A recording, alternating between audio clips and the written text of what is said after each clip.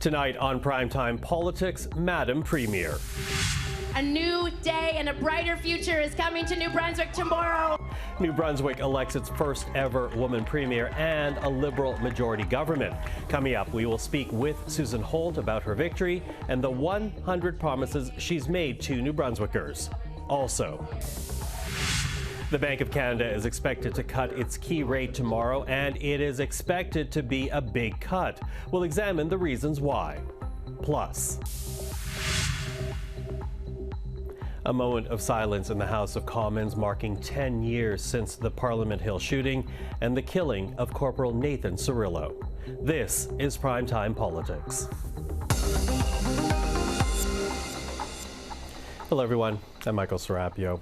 Well, we do want to begin the program this evening by marking the 10-year anniversary of the Parliament Hill shooting, an event that not only unfolded in Centre Block itself, but at the National War Memorial as well, a mere 400 meters away where Corporal Nathan Cirillo was standing guard at the tomb of the unknown soldier.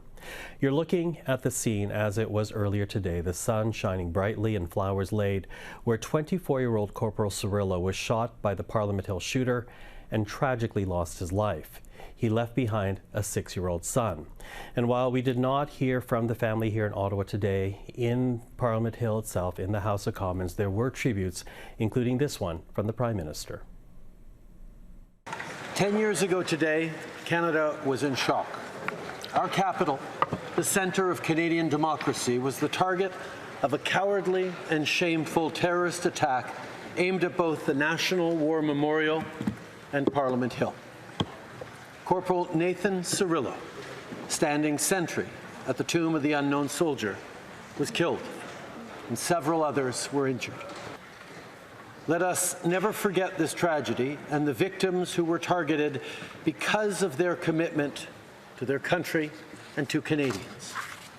It is a reminder of the sacrifices that members of the Canadian Armed Forces made and continue to make to keep all of us safe.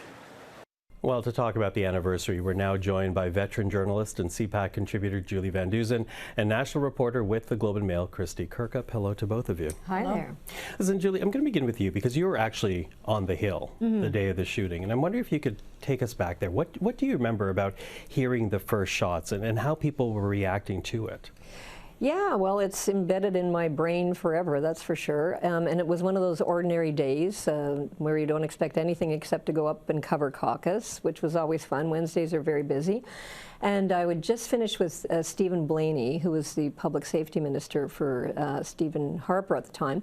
And Mike DePaul, cameraman, and Danny Leduc, soundman, we were all chatting. Both the CBC, where we both worked before. Yeah, and the MPs have gone into the respective meetings. So I said, hey guys, like, I'll get the money, and you know, if you want to go up to the 5th floor to the cafeteria and buy the muffins and all that stuff. So, oh yeah, great. So I wandered down to the foyer where I'd left my purse and all my junk, you know, teenager's bedroom. And, you know, I picked up my purse, emptied it all over the place looking for coins, and all of a sudden, like, all hell broke loose. People were running down from the rotunda, you know, the rotunda area that's right under the Peace Tower, and racing towards the foyer where I was, and saying, run, there's a shooter. And you know, at the time, your brain just doesn't compute. Like, I'm in the middle of getting coins for coffee, and what, a shooter? It's so out of the normal. Like, I mean, it's our place of work. It's our place of work. And so I said to Danny, is this for real? He says, it's for real. And so everybody started scattering. And so I ran into the House of Commons because I thought maybe I could hide under a desk, right? Because all the MPs were in their meetings. Maybe I could hide under a desk. And then I thought, oh my God, the guy's probably looking for an MP. So I raced back out of there. Like, all this is happening very quickly, and you're trying to think, where do I go? So then I ran into the women's washroom, and I put the toilet seat down. There's 2 cubicles in there. I stood on it so he couldn't see my feet underneath. And then I thought, like, you're an idiot. He's just going to, what, women's washroom? I'm not going in here. So I thought, no, this isn't a good plan. So I raced out of there. And then I thought, where do I go? So Peter Van Loan's assistant, Darlene, who I knew, thank God, she was just opening. Peter Van Loan, former minister in the Harper government as well. Right, and he was house leader, so he had an office right off the foyer. She was just opening the door and said, Julie, get in here. So I ran in, and you know, to make a long story short, we just tried to figure out what are we going to do here. Meanwhile, there was so much screaming and sounds. I'll never forget the sounds. I mean, when we first heard all the banging, I thought it was scaffolding because there was construction going on the hill. But then it was like nuts, because if you recall, we didn't know any of this at the time. Mm-hmm. I mean, Michael Zehab Bibo was shot more than 30 times. So there's shots ringing out everywhere. There's gunpowder. I'd never smelled gunpowder in my life. And we know, like, is this really happening? Like, you are frozen with fear. So that was our little lair where we kind of harbored for 7 hours. And we were just trying to figure out, what do we do if this guy comes through the door? So we very quietly put all the furniture. We didn't want to make any noise because we were under Stephen Harper's office. We were right in the foyer. Like, if something was going to happen, it could all come our way. So we were being very, very quiet. And then his fireplace, we took all the pokers out, and he had a bunch of green apples on the table and some gummy witches. It was before Halloween, which is what we ate all day for 7 hours. We didn't want to touch the apples because in case they came through the door, one of us was going to skewer them with the poker, and the others were going to bop them with the apples. That was our, you know, lame way of defending ourselves. So that is kind of what happened for 7 hours, and until they released us. Like, we were in there at 10, and they released us about 5 when the SWAT team was going from door to door banging to see who was where. And of course, you know, part of that is the fact that we didn't know if it was a single shooter at the time, right? It's unfolding. It's so much chaos, and as I said earlier in the program, Kristy, it wasn't just Center Block that was affected, because of course the shooting also happened at the National War Memorial, and that's where Nathan Cirillo was killed. You spoke to people who were there on that day. What do they remember? You know, I have found it, going back and talking particularly to civilians who came to the aid of Nathan Cirillo that day, you know, what they did was tremendously brave, because of course, I think naturally there was the instinct among many to run away when they heard shots in the downtown core. And there were a few people who decided to run toward the gunfire. A former nurse, a government lawyer, someone, a public servant who was working for the National Defense Department at the time.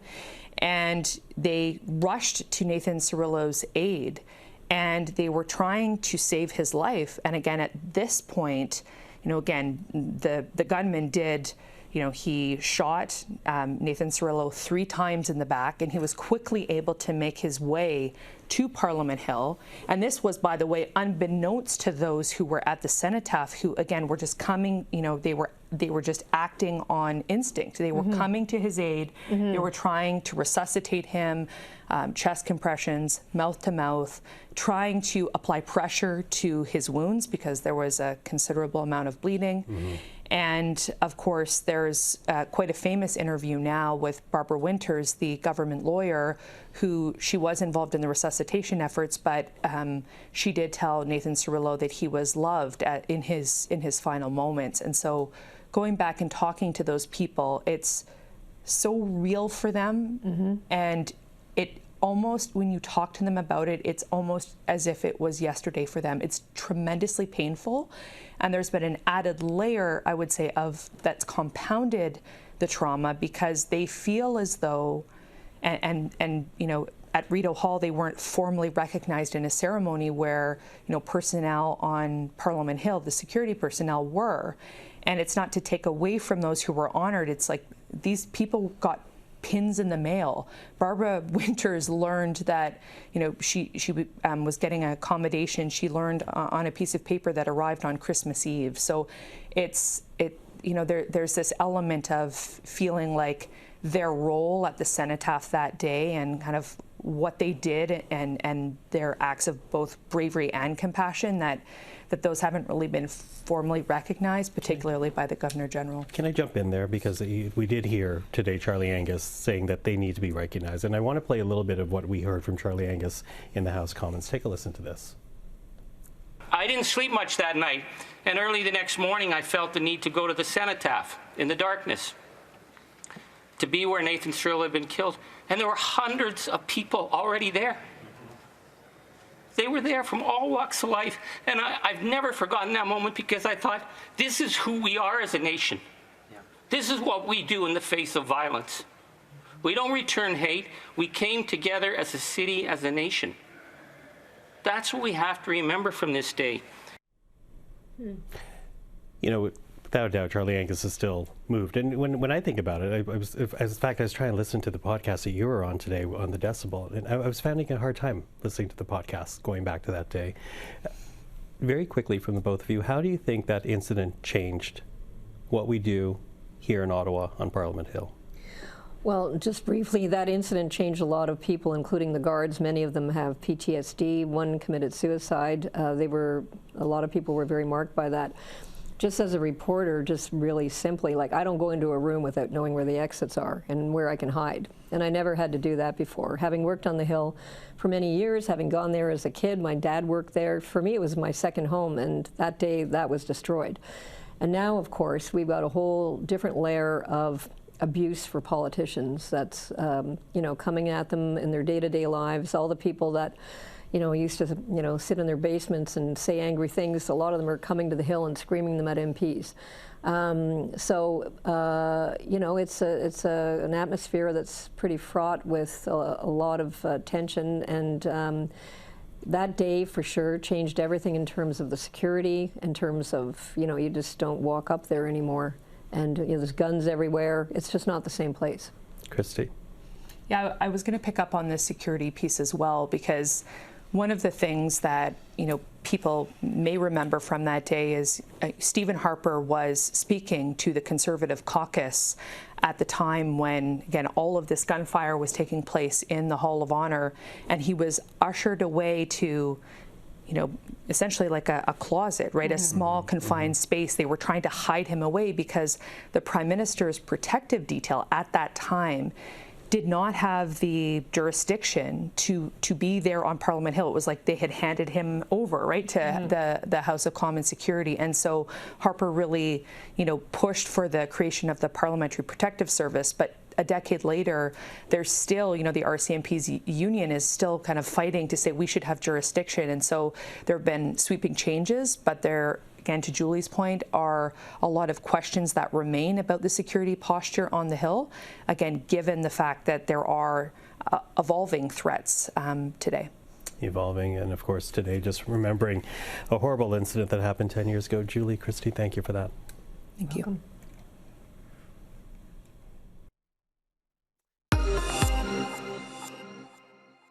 Well, let's turn now to New Brunswick, as history in the province was made last night. Tonight's results make it clear New Brunswickers are ready for a change. Well, that is just a little bit from New Brunswick's next Premier, Liberal leader Susan Holt, as her party won at last count 31 seats in the provincial legislature, nearly double the number of seats won by the incumbent Progressive Conservatives. And with her victory, not only will Susan Holt lead a majority government, but she will also be New Brunswick's first female Premier. Well, we're happy to say Susan Holt joins us right now. Ms. Holt, thank you for joining us.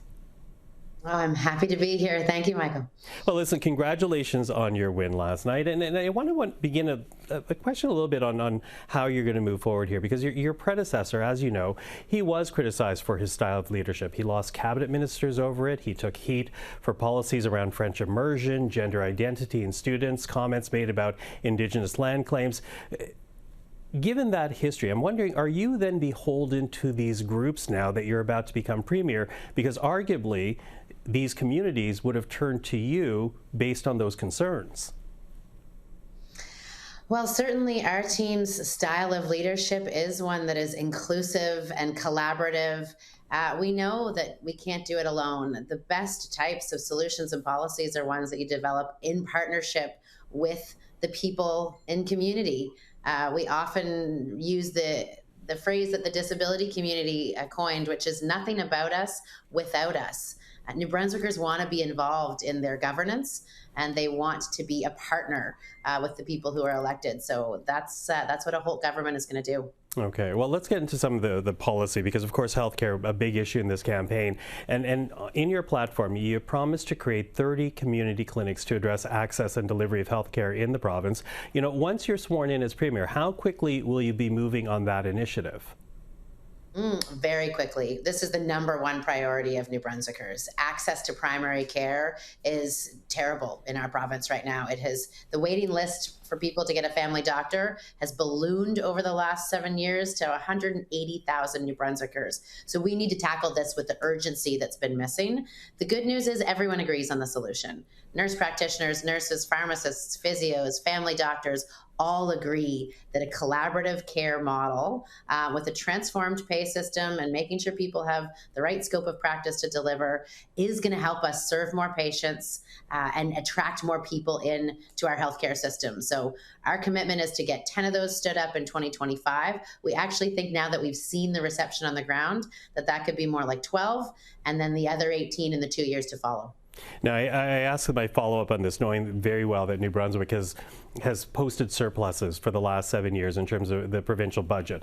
But to listen to Blaine Higgs, of course, your predecessor, he basically criticized your healthcare plan, saying it's really not based on a realistic estimation of what it's going to cost. So given that the province does expect to have another surplus in this fiscal year, are you willing to dip into that surplus in order to make these health priorities a reality? Do you think you're going to need to do that? Well, we're committed to balanced budgets and a balanced approach. So we don't think that large surpluses should be built on the backs of New Brunswickers who want better access to healthcare. But neither do we think that we should break the bank and generate large deficits in order to deliver care. We believe that we can improve access to care, put these clinics in place, and continue to balance the budget and pay down debt. Mm-hmm. Listen, I also want to ask about gender identity as it pertains to students in New Brunswick schools. And I know you are on the record as saying you will respect your province's child and youth advocate in that kids as young as age 12 would not need parental consent to talk to their teachers about changing their names and pronouns while in school to reflect their gender. But you also said that policy could change. I'm wondering what principles will guide a future decision then. Will it be a student's gender identity, or will it be parental involvement?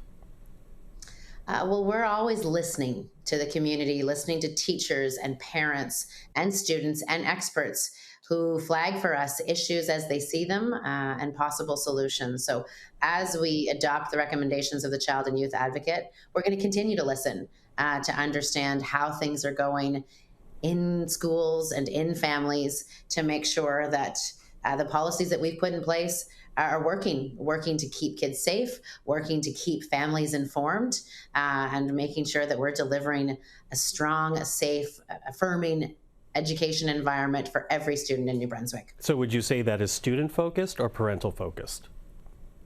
It's not an either or. I think that there's been a false sort of narrative here of putting students against parents when that isn't the case, right? We have parents that are involved in the education of their kids every day. I'm one of them. I have 3 small children who are all in the primary and middle school systems. And thankfully, we have regular contact with their teachers who share with us information about what's happening in schools. We need a system that keeps kids safe and keeps parents involved. And we can achieve that. Now, of course, a lot of attention across country has also been paid to the debate around French immersion in New Brunswick. The last government walking back on a policy change that they were exploring. What can you say about French immersion, the place it will have in New Brunswick education, and the type of protections your government would actually give that?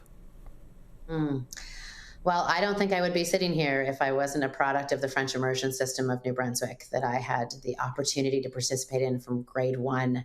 And it's something that was clear when Mr. Higgs tried to do away with it, that New Brunswickers are proud of our bilingual identity, the only bilingual province in Canada. It's something unique and it's an asset to our province, and the opportunity to become bilingual because of the world-class immersion system that we've developed here and that has been copied and implemented by other provinces and other places is something that families want to see continue.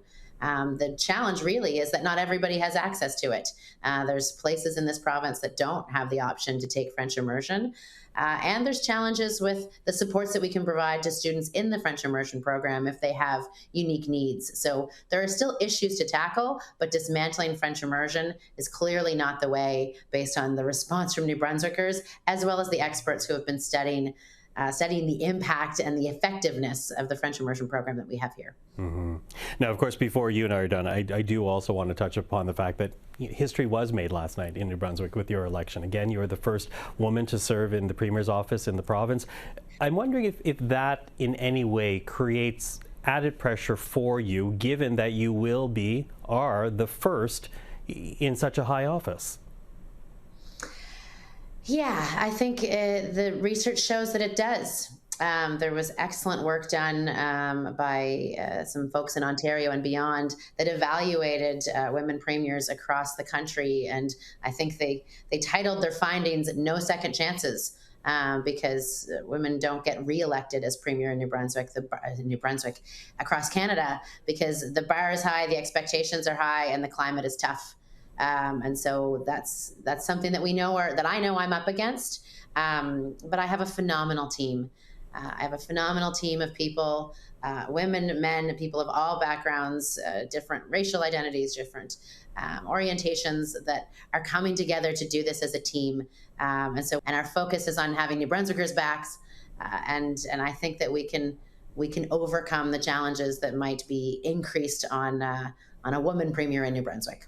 Are you ready, though, for the potential toxicity? Because even your own background, you don't have a long history in politics, and you come at a time when politics is very elbows up and oftentimes heated and unfair. Are you ready for that?